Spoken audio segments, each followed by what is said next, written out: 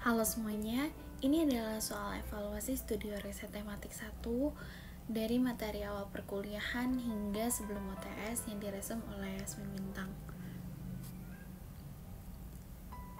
Nah, materi ini ada sekitar 6 bab, tapi setiap satu babnya itu ada beberapa pertanyaan yang dibeda-bedakan ya.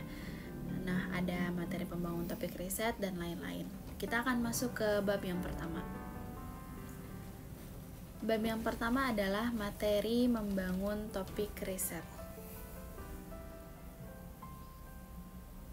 Pertanyaan pertama, jelaskan apa yang disebut sebagai topik riset atau penelitian. Jadi, topik penelitian ini atau riset ya, adalah subjek atau masalah yang diminati untuk dilaksanakan oleh seorang peneliti dalam sebuah penelitian. Jadi, topik penelitian adalah subjek atau isu menarik atau menjadi perhatian peneliti gitu. Nah, ada dua elemen penting dari definisi riset. Yang pertama, dia harus sistematis dan juga bermakna. Sistematis di sini artinya menunjukkan adanya demarkasi sadar antara pengalaman, informasi yang telah diekstraksi dari pengalaman, dan ketika informasi tersebut dikategorikan, dianalisis dan juga disajikan. Sedangkan untuk bermakna, itu artinya topik riset atau penelitian ini bukanlah sesuatu yang tidak harus begitu ya, sesuatu yang besar atau rumit gitu. Tidak harus sesuatu yang dikaitkan dengan teori yang besar. Dia hanya perlu bermakna. Nah, topik penelitian ini kan adalah subjek atau isu. Subjek itu apa sih? Subjek ini adalah seseorang atau sesuatu yang sedang dibahas. Sedangkan isu adalah masalah penting untuk diperdebatkan atau didiskusikan. Sebutkan ciri umum dari topik penelitian yang baik. Ada 5 hal yang dapat membuat si topik penelitian ini menjadi baik. Yang pertama, dia harus terjangkau, lalu harus spesifik, lalu harus relevan, lalu harus sesuai dengan ketentuan proyek penelitian, dan juga diminati oleh peneliti. Terjangkau di sini ada banyak ya, contohnya misalnya akses atau datanya banyak, dapat diraih oleh peneliti, lalu ketercapaian misalnya waktu, lalu data, ketepatan, dan hasil jawaban itu terjangkau oleh peneliti. Lalu juga spesifik, punya topik yang khas atau memiliki fokus yang cukup jelas. Relevan, yaitu sinkronnya dengan perkembangan zaman gitu. Jangan sampai kita melakukan penelitian yang tidak dibutuhkan oleh masyarakat banyak gitu. Lalu sesuai dengan ketentuan proyek penelitian, dapat dikerjakan artinya ya, sesuai dengan sistematis riset dan terjangkau oleh nalar manusia, dan juga diminati oleh peneliti. Diminati ini artinya disukai peneliti, sehingga si peneliti ini punya kecenderungan semangat yang tinggi dalam melakukan penelitian. Sebutkan minimal 4 kesulitan yang kerap muncul akibat dari usulan topik yang tidak terjangkau. Yang pertama, tingkat kepakaran yang ingin dituju. Seberapa sih tingkat kepakaran yang ingin dituju si peneliti dalam melakukan penelitian ini? Lalu kompleksitas materinya, lalu ketersediaan pakarnya yang dapat dirujuk. Ini juga salah satu yang sulit, apalagi untuk kasus atau isu-isu yang baru, misalnya seperti saat terjadinya COVID-19, karena itu adalah isu yang pertama kali terjadi, akan sulit untuk mencari pakar gitu ya. Lalu kesulitan dalam mengakses data dan implikasi etisnya, apakah datanya mudah dicari gitu kan, itu juga salah satu yang masuk dalam kesulitan. Terus aspek finansial oleh peneliti atau oleh tim atau sebuah lembaga yang mendukung si penelitian tersebut, serta juga waktu. Topik seperti apa yang disebut spesifik? Topik yang spesifik atau topik yang khas memiliki fokus dan cukup jelas. Sebuah topik mungkin akan dimulai pada tingkat yang luas, namun mengerucut kepada sesuatu yang cukup spesifik seiring waktu penelitian. Jelaskan apa yang harus dilakukan untuk mengembangkan sebuah topik. Jadi, untuk memperluas atau mengembangkan sebuah topik, kita bisa mencari sinonim dari topik penelitian kita. Lalu kita juga bisa menggunakan terminologi yang ada di dalam literatur dan mendalami melalui kontras gagasan. Jelaskan apa yang harus dilakukan untuk mempersempit topik. Nah, untuk mempersempit topik atau membuatnya lebih spesifik, kita harus mempersempit faktor-faktor. Misalnya, periode waktu yang tadinya kita ingin membuat waktunya lebih lama, kita membuat penelitian yang waktunya lebih sebentar. Lalu populasi tertentu, untuk mengambil atau mempersempit topik, kita bisa mengambil sampel-sampel yang lebih kecil. Mungkin jumlah orangnya, jumlah subjeknya, objeknya, dan lain-lain. Atau letak geografisnya, misalnya yang tadinya ingin seluas misalnya negara tertentu menjadi seukuran kecamatan atau kabupaten. Apa yang disebut sebagai topik yang relevan? Nah, topik yang relevan adalah sinkron dengan perkembangan pengetahuan yang mutakhir atau terkini. Atau topik yang relevan juga disebut dengan topik yang responsif terhadap kondisi-kondisi aktual terkini, yang membantu menawarkan model atau solusi atau pemahaman baru atau kepastian atau kaji banding. Jelaskan manfaat dari mengkaji penelitian-penelitian sebelumnya. Apa sih manfaatnya dari kita melihat penelitian-penelitian sebelumnya? Nah, yang pertama, ada manfaat akumulatif dan atau memajukan dan atau mengembangkan penelitian sebelumnya.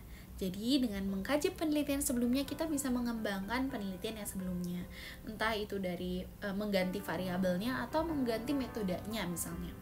Lalu responden yang berpartisipasi dalam penelitian mungkin bersedia membantu lagi. Misalnya data-data terdahulu bisa dimanfaatkan.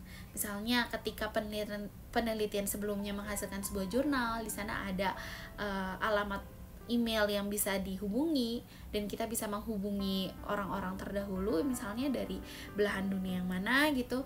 Mungkin mereka bisa menjadi responden yang berpartisipasi dalam penelitian kita selanjutnya.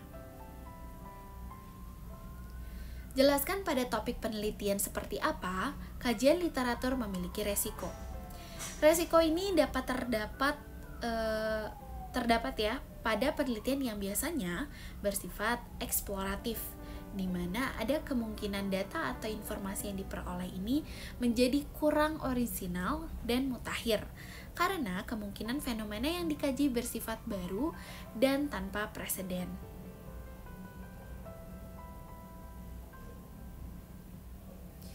Jadi melalui praproposal, ketika kita akan menyusun sebuah tesis, kita akan membuat proposalnya dulu gitu. Nah, melalui proposal inilah para panitia ini menseleksi nilai kemampuan untuk kita membahas sebuah topik ilmiah secara mandiri dan merancang proyek penelitian. Jadi ketika kita akan membuat sebuah penelitian, kita dapat membuat praproposal untuk menginformasikan dan menarik minat dari calon sponsor. Jadi sebagai hook gitu. Ini hanya intermezzo saja. Selanjutnya adalah materi dasar-dasar penalaran. Jelaskan pengertian dari penalaran.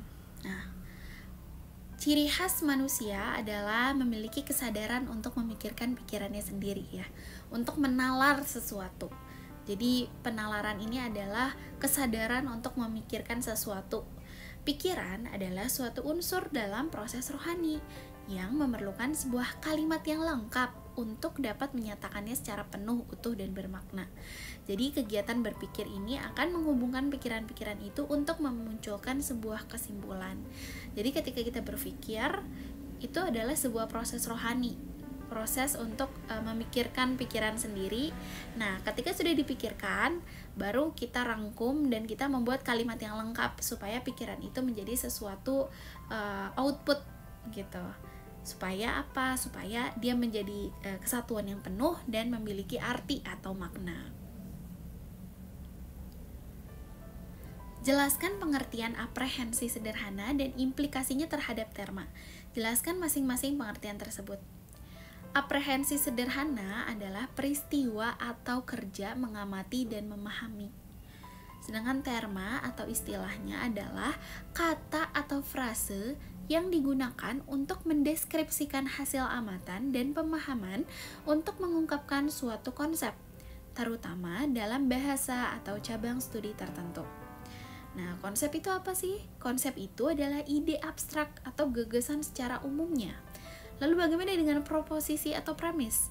Nah, proposisi adalah kalimat deklaratif yang menyiratkan pernyataan atau pernyataan yang mengungkapkan suatu penilaian atau pendapat. Itu bisa afirmatif maupun negatif. Lalu argumentasi. Untuk argumentasi ini adalah tindakan atau proses penalaran secara sistematis untuk mendukung atau mempertahankan suatu ide atau tindakan atau teori tertentu. Pengertian dari konsep. Ini secara panjangnya ya. Jadi konsep ini adalah ide atau gagasan umum. Itu adalah keywordnya, ide atau gagasan umum yang apa? Yang digunakan untuk menggambarkan atau memahami sesuatu dalam pikiran manusia. Konsep adalah ide abstrak atau gagasan umum yang merupakan tangkapan mental dari sebuah realitas. Jelaskan perbedaan proposisi dan hipotesis. Nah, kalau proposisi adalah ungkapan atau pernyataan yang dapat dipercaya, disangkal, atau diuji kebenarannya mengenai konsep yang menjelaskan fenomena-fenomena. Sedangkan hipotesis adalah proposisi yang dirumuskan dengan maksud untuk diuji secara empiris. Jadi kita akan membuat proposisi dulu, dari proposisi inilah yang kita akan buat hipotesis gitu. Jadi hipotesis ini adalah proposisi yang kita rumuskan. Jelaskan pengertian proposisi dan argumentasi. Proposisi adalah kalimat deklaratif yang menyiratkan pernyataan yang mengungkapkan suatu penilaian atau pendapat. Nah, sedangkan argumentasi adalah tindakan atau proses penalaran secara sistematis untuk mendukung atau mempertahankan suatu ide, tindakan, atau teori.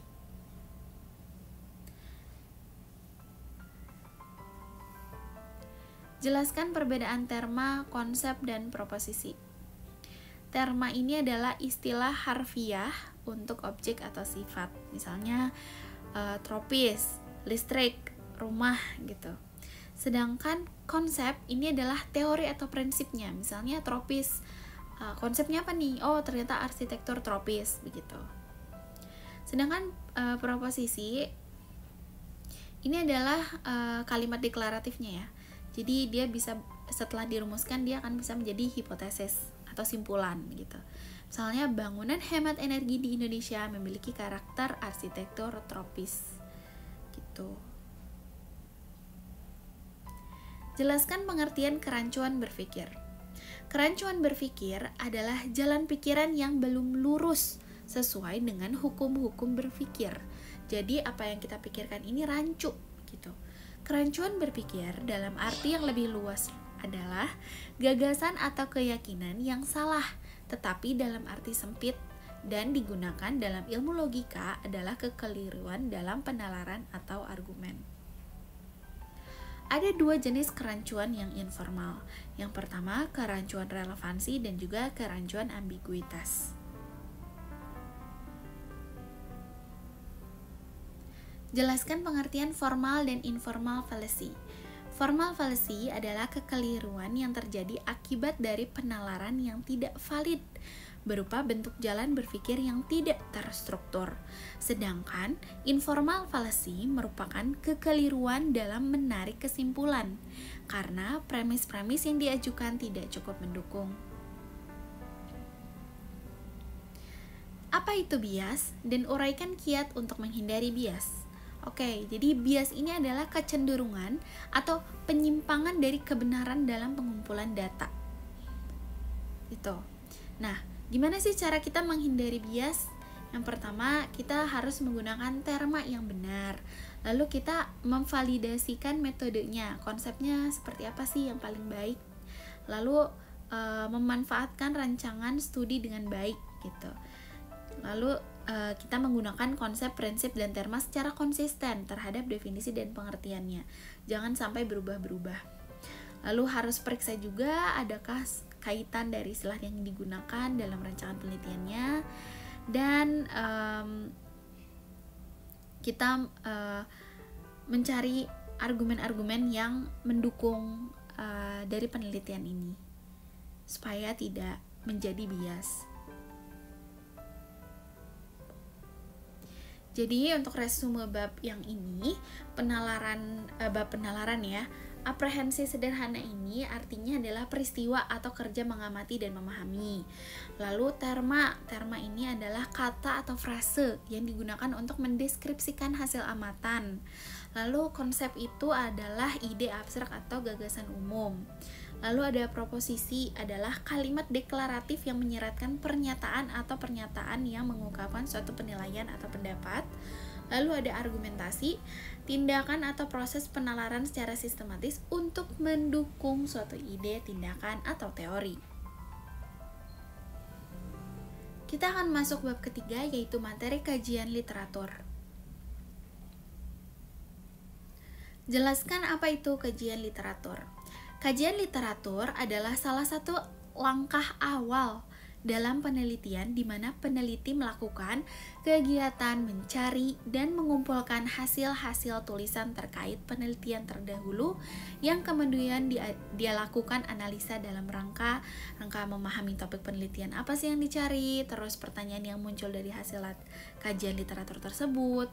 Jadi kajian literatur ini mencari dan mengumpulkan hasil tulisan yang terkait, entah itu memiliki objek yang sama, variabel yang sama, atau metode yang sama, atau mungkin lingkup-lingkup yang sama, yang bisa memberikan inspirasi kepada peneliti dalam melakukan penelitian yang akan dia buat. Jelaskan perbedaan kajian literatur pendahuluan dan review literatur. Kajian literatur adalah kegiatan pengumpulan literatur. Untuk apa? Untuk mencari data-data yang kita butuhkan.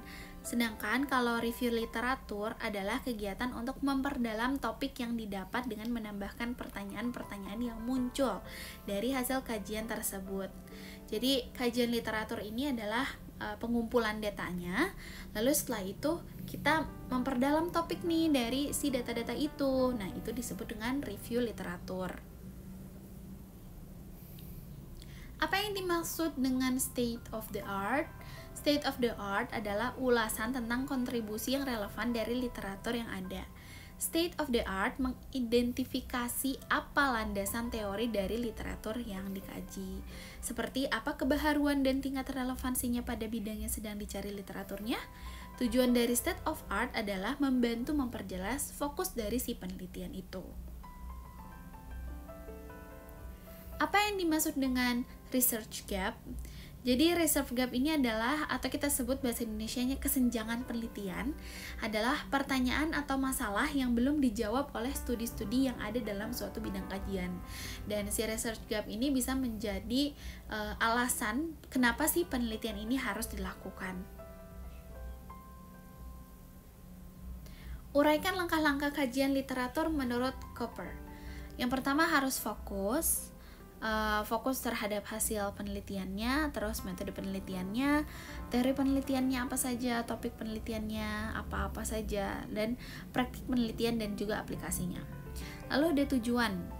Untuk menyajikan gambaran holistik tentang keadaan terkini terkait topik penelitian, tujuan ini dicapai dengan mensintesis literatur masa lalu. Jadi kita cari tujuannya apa. Lalu yang ketiga ada perspektif, yaitu fokus pada pendekatan si penulis pada riset, orientasi subjektif dan bias. Jadi kita akan melihat perspektif peneliti. Satu penelitian bisa memiliki hasil dari kajian literatur yang berbeda tergantung dari perspektif si peneliti. Lalu organisasi dan juga pendengar.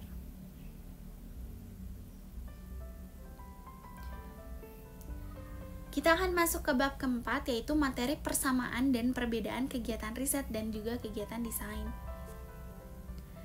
Oke, pengertian dari penelitian atau riset. Apa sih pengertian dari penelitian atau riset itu?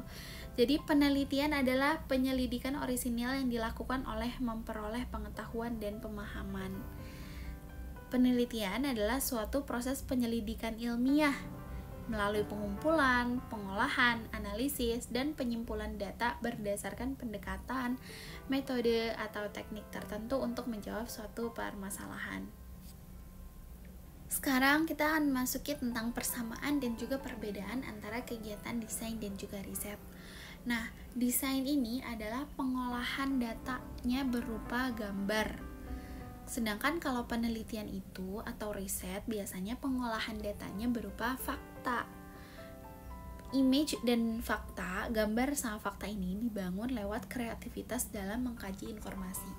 Jadi tergantung si peneliti ini kreativitasnya sampai mana dalam dia bisa mengkaji informasi lewat gambar dan juga fakta. Perbedaannya secara kontribusi ya. Untuk desain biasanya proposal for artifact. Jadi bentuknya memang bentuknya gambar from small scale, dari yang skala terkecil hingga skala yang terbesar. Sedangkan untuk research dia lebih ke pengetahuan dan aplikasinya dalam generalisasi. Lalu biasanya untuk desain dia prosesnya secara generatif. Kalau research kita secara analisis dan juga sistematis. Temporal fokusnya kalau melakukan desain itu terhadap masa depan. Kalau research itu kita mendapatkan data-datanya justru banyaknya dari masa lalu gitu, atau yang hari ini. Nah, lalu untuk desain dia biasanya bentuknya sebuah permasalahan, dibuat dari permasalahan lalu diselesaikan dengan desain misalnya. Untuk research ini biasanya dari sebuah pertanyaan gitu. Sebutkan definisi tesis. Tesis adalah karya tulis ilmiah, itu singkatnya, yang berisikan memaparkan secara ilmiah yang logis dan juga sistematis tentang suatu bahasan atau serangkaian gagasan yang merupakan hasil kajian berdasarkan fakta yang disampaikan secara akurat dan dapat dipertanggungjawabkan. Menurut Aristoteles, tesis ini sesuatu yang diungkapkan, sesuatu yang pengen kita sampaikan lewat sebuah proposisi intelektual. Jadi lewat sesuatu yang intelek gitu. Ciri-ciri tesis yang berhasil ini ada beberapa. Misalnya peneliti punya pengetahuan di bidang yang relevan tersebut dari penelitian itu, terus menunjukkan pemahaman menyeluruh tentang metodologis dari si penelitian itu. Lalu ada orisinalitas. Lalu adalah kemampuan untuk mengkomunikasikan tentang temuan yang kita buat. Misalnya si peneliti itu membuat sesuatu, apakah dia mampu mengkomunikasikannya secara tulis maupun tidak tertulis misalnya. Lalu kecermatan dan akurasi serta ketelitian. Dan lengkapnya proses pemagangan dalam sebuah komunitas kesarjanaan dan disiplin yang menaungi peneliti. Jadi prosesnya pun harus lengkap. Jelaskan perbedaan antara pemahaman dan pengetahuan. Pengetahuan itu adalah fakta, informasi, dan keterampilan yang diperoleh seseorang melalui pengalaman atau pendidikan. Pemahaman teoritis atau praktis dari suatu objek, kesadaran atau keakraban yang diperoleh melalui pengalaman dari suatu fakta atau situasi. Sedangkan pemahaman itu adalah kearifan atau kecerdasan mental, kekuatan memahami kapasitas hubungan umum dari hal-hal yang khusus yang membuat pengalaman dapat dipahami dengan menerapkan konsep dan kategori. Jadi pengetahuan itu adalah faktanya, sedangkan pemahaman adalah kekuatan untuk memahami si fakta itu. Ada 3 mitos yang perlu dikritisi mengenai riset dalam arsitektur. Yang pertama, arsitektur adalah disiplin yang eksklusif gitu. Lalu yang kedua, arsitektur bukanlah arsitektur. Dan yang ketiga, membangun bangunan adalah kegiatan penelitian. Masuk ke bab yang kelima, yaitu materi sistem penyelidikan atau system of inquiry. Apa yang dimaksud dengan sistem penyelidikan? Sistem penyelidikan adalah rangkaian asumsi atau paradigma atau worldview, di mana kebenaran tertinggi ditetapkan. Penyelidikan kalau secara general adalah salah satu metode dari fungsi penyidikan yang mendahului tindakan yang lain. Misalnya bisa berupa penangkapan, penahanan, penggeledahan, penyitaan, pemeriksaan surat-surat, pemanggilan, tindakan pemeriksaan, serta penyerahan berkas kepada jaksa penuntut umum. Ini adalah pengertian penyelidikan dalam ranah hukum. Apa yang dimaksud dengan asumsi peneliti? Jadi, asumsi peneliti itu adalah pernyataan yang dapat diuji kebenarannya secara empiris. Jadi, peneliti ini memberikan sebuah asumsi, mungkin berupa jawaban dari pertanyaan penelitian, tapi si asumsi ini mungkin bisa diuji kebenarannya secara empiris. Asumsi peneliti berfungsi sebagai konteks sekaligus pembatasan bagi suatu penelitian. Jelaskan perbedaan sifat realitas, hubungan antara peneliti dan yang ditelitinya, dan proses riset dari pendekatan kualitatif dan kuantitatif dalam sebuah riset. Jadi, pendekatan kuantitatif dan kualitatif. Penelitian yang kuantitatif itu bergantung pada manipulasi fenomena yang dapat diukur dengan angka. Ya, itu untuk kuantitatif, dapat diukur dengan angka, itu secara general. Sedangkan penelitian kualitatif bergantung pada bukti non-numerik, baik verbal, pengalaman, atau artifaktural. Jadi kalau kualitatif ini bukan sesuatu yang numerik biasanya. Oke, sifat realitas, hubungan peneliti, dan proses riset. Sifat realitas ini kalau secara kuantitatif adalah realita objektif, sesuatu yang tunggal di luar peneliti. Sedangkan untuk kualitatif, realitas subjektif jamak sebagaimana dilihat sebagai partisipan. Hubungan peneliti dan yang ditelitinya. Peneliti berdiri mandiri terhadap yang diteliti kalau kuantitatif. Nah, kalau kualitatif, peneliti berinteraksi dengan yang diteliti.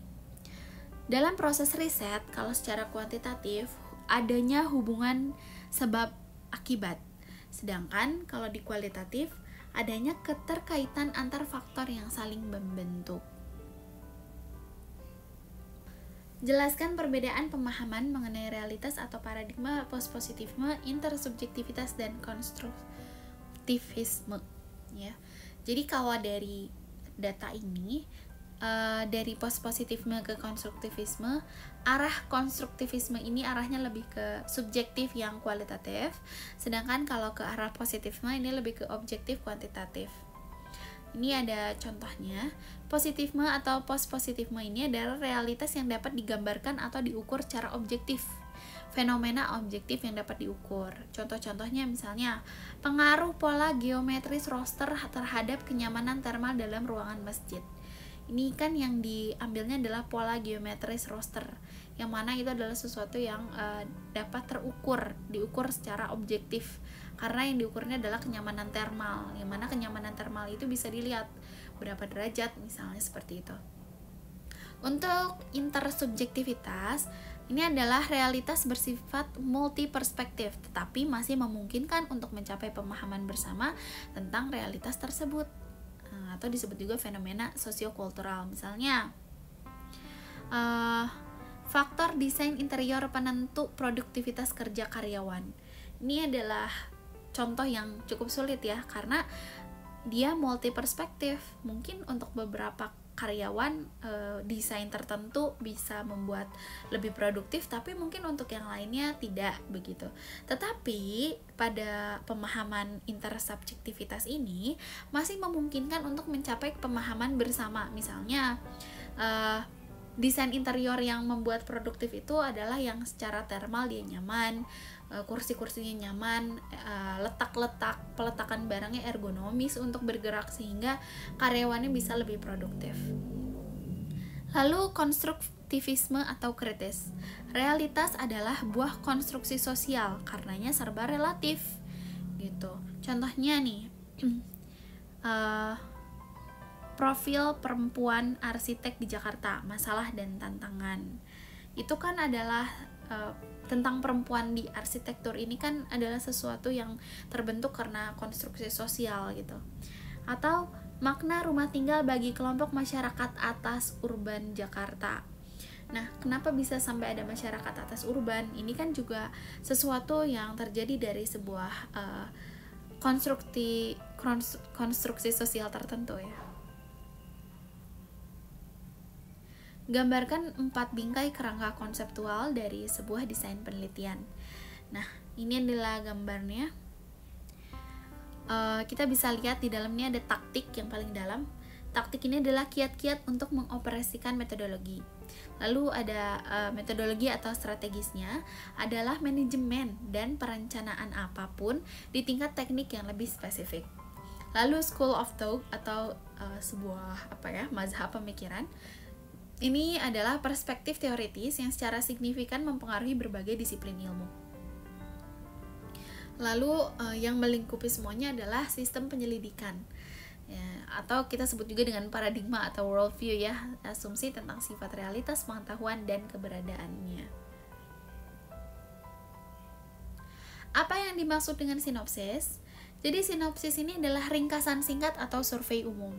Mungkin kalau di lingkup ilmu sekarang kita sebutnya ringkasan singkat ya. Ini adalah sebuah garis besar. Kalau secara general mungkin dalam sebuah drama, film, buku, biasanya di dalam buku ya, dia memberikan ringkasan tentang isi buku tersebut. Tapi dalam penelitian tentu saja sinopsis yang dimaksud adalah ringkasan singkat dari penelitian. Tulisan yang menyajikan deskripsi singkat dari sebuah topik riset atau garis besar yang kemungkinan adalah sebuah topik riset gitu. Si sinopsis ini juga proses menuju usulan proposal riset. Ada beberapa struktur dari sinopsis. Yang pertama biasanya ada judul singkat dan signifikan. Jadi biasanya tentang topik risetnya apa, lalu ada pendahuluan tentang apa sih konteksnya apa, isunya apa, dan lain-lain, fakta-fakta lainnya. Lalu ada tujuan dan sasarannya, apa sih yang ingin dijawab dari penelitian tersebut. Lalu ada strategi umum dari penyelidikannya, kita akan menggunakan metode apa nih untuk melakukan penyelidikan. Lalu ada latar belakang, kajian literatur, dan juga mungkin pekerjaan-pekerjaan yang dilakukan sebelum penelitian. Lalu perkiraan jadwalnya, kita akan melakukan penelitian ini dalam jangka waktu sekian misalnya, dan juga ada referensi. Apa yang disebut sebagai area riset? Area riset adalah bidang atau topik yang menjadi fokus atau minat dari suatu penelitian. Jadi area riset ini bisa berasal dari berbagai disiplin ilmu ya, kayak sains, teknologi, sosial, humaniora, seni, dan lain-lain. Area riset ini ditentukan berdasarkan pertanyaan penelitian. Jadi kita buat dulu pertanyaan penelitiannya apa, lalu kita tentukan area risetnya ada di mana-mana saja sesuai dengan tujuan penelitian, latar belakang, dan lain-lain. Masuk ke materi tujuan penelitian. Jelaskan apa yang dimaksud dengan tujuan penelitian. Jadi tujuan penelitian ini adalah rumusan kalimat yang menunjukkan adanya hasil dari sesuatu yang akan dicapai. Jadi apa sih yang kita akan capai? Nah, itulah tujuan dari penelitian. Tipe tujuan penelitian ini ada 3, ada eksplorasi, secara deskripsi, dan juga eksplanasi. Untuk eksplorasi ini lebih ke menjawab pertanyaan apa.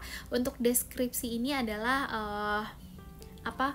deskriptif ya, jadi terurai begitu, diuraikan. Sedangkan eksplanasi ini adalah menjawab pertanyaan bagaimana, biasanya begitu. Jelaskan apa yang dimaksud dengan pertanyaan penelitian. Jadi pertanyaan penelitian ini adalah persoalan yang harus dijawab peneliti pada sebuah proyek penelitian. Jadi dari sebuah topik kita akan membuat sebuah pertanyaan penelitiannya, yang jawaban-jawaban ini nanti akan menjadi sebuah metode bagaimana cara kita menjawab si pertanyaan penelitian ini. Jelaskan 2 bentuk tujuan penelitian. Nah, tujuan penelitian ini ada 2, yaitu tujuan secara konseptual dan juga tujuan secara teoritis. Tujuan konseptual ini bersifat pertimbangan motivasi audiens dan dampak yang diantisipasi gitu. Jadi purpose-nya motivasi, terus pendengar, dan juga impact-nya. Sedangkan secara teoritis ini yang bersifat mengembangkan pengetahuan, jadi lebih memang teorinya saja. Apakah kita membuat sebuah teori baru kah atau memperluas teori yang sebelumnya kah, seperti itu. Jelaskan perbedaan pertanyaan penelitian yang khas pada penelitian kuantitatif dan kualitatif. Pertanyaan kuantitatif dirancang untuk mengukur hasil efek dari praktik pengukuran konsekuensi dan juga membandingkan hubungan antar variabel yang berbeda. Sedangkan pertanyaan kualitatif itu dirancang untuk menggali makna, proses, dan pengalaman perspektif individu. Penggalian dilakukan secara mendalam terhadap konsep yang mengemuka. Jadi untuk pertanyaan yang kuantitatif itu biasanya hasilnya meminta jawaban yang bersifat pengukuran. Sedangkan untuk pertanyaan yang kualitatif itu pertanyaannya itu dirancang untuk mendapatkan jawaban yang bersifatnya makna, proses, perspektif, begitu. Sesuatu yang non-numerik. Jelaskan 3 bentuk teori. Jadi ada explanatory, normatif, dan teori desain polemik. Ini adalah jawabannya ya, explanatory teori itu apa, normatif teori itu apa, dan desain polemical teori itu apa.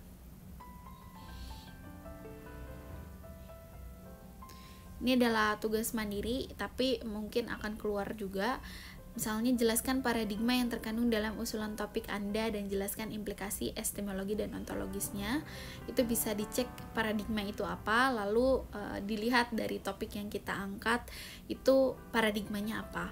Jelaskan dengan menggunakan usulan topik Anda apakah penelitian Anda bersifat post-positifme atau naturalistik. Itu bisa dilihat contohnya tadi ya, yang tentang post-positivisme dan naturalistik. Lalu beri penjelasan rinci mengenai implikasinya terhadap standar kualitas usulan. Oke teman-teman, terima kasih sudah mendengarkan. Semoga bisa bermanfaat khususnya untuk pribadi dan secara general untuk banyak orang yang mendengarkan. Jika ada masukan atau saran, bisa hubungi di email bintangolehyaSmin@gmail.com atau simpan di kolom komentar. See you on my next video. Bye bye. Semangat ujiannya.